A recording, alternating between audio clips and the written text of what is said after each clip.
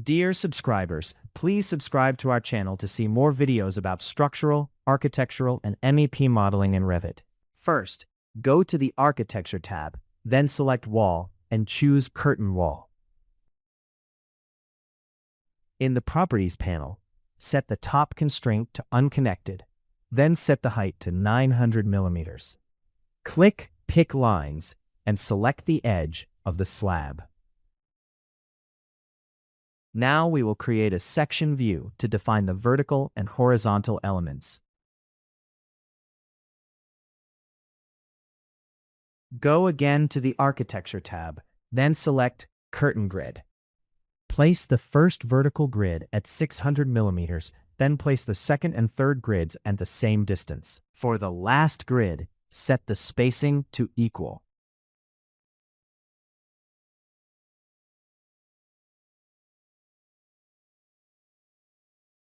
For the horizontal grids, place the first one at 300 millimeters, then place the second one at the same distance.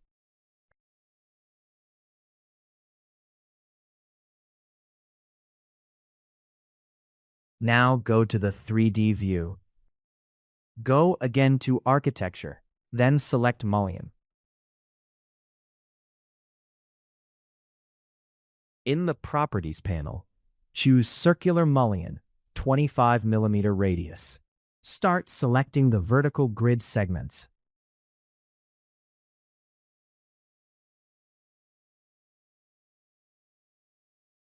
Go to Edit Type, click Duplicate, and create a 10 millimeter radius mullion. Then change the radius value.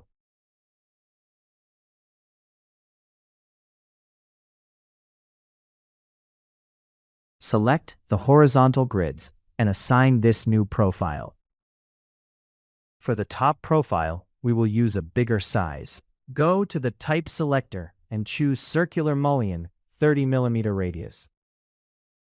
Select one element, right-click, then choose Select All Instances Visible in View.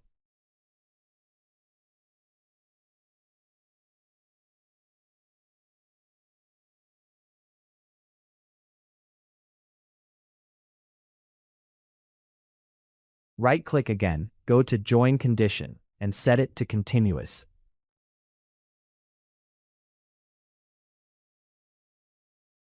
Select one glass panel, then right-click, select All Instances Visible in View.